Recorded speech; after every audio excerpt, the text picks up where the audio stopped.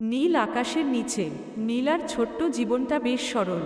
শান্ত নদীর পাড়ে তার গ্রামের ছোট্ট কুঁড়েঘর, আর প্রতিদিনের কাজগুলো ছিল মাটির গন্ধ মাখা। কিন্তু তার মনে ছিল এক আকাশছোঁয়া স্বপ্ন। একদিন সে বড় শহরে যাবে, অনেক বড় কিছু করবে। তার বয়স বাড়ছিল, কিন্তু ইচ্ছেগুলো রয়ে গেছিল সেই কৈশোরের মতোই খোলা। একদিন নদীর ধারে হাঁটতে গিয়ে নীলা দেখল একজন অপরিচিত যুবক। চোখে বিষণ্ণতা, মুখে কেমন যেন হারিয়ে যাওয়ার ছাপ। যুবকের নাম ছিল অয়ন। সে ছিল একজন শিল্পী। শহরের ব্যস্ততা ছেড়ে শান্তি খুঁজতে গ্রামে এসেছ। নীলার সাথে তার বন্ধুত্ব হলো, আর কিছু দিনের মধ্যেই সেই বন্ধুত্ব ভালোবাসায় পরিণত হলো। অয়নের আঁকায় নীলা হয়ে উঠল তার অনুপ্রেরণা। কিন্তু অয়ন শহরে ফিরে যাওয়ার জন্য প্রস্তুতি নিচ্ছিল।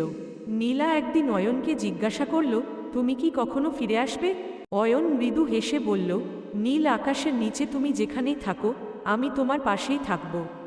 অয়ন চলে গেল শহরে, কিন্তু নীলার হৃদয় রেখে গেল এক অসমাপ্ত গল্প। সময়ের স্রোতে সেই গল্প হয়তো হারিয়ে যাবে, কিন্তু নীলা জানত সেই নীল আকাশের নিচে তাদের ভালোবাসা অমর। মোরাল: ভালোবাসা সবসময়ই পাশে থাকার নয়, কখনো কখনো মনের গভীরে থেকে যায়, নীল আকাশের মতো, অদেখা কিন্তু চিরন্তন।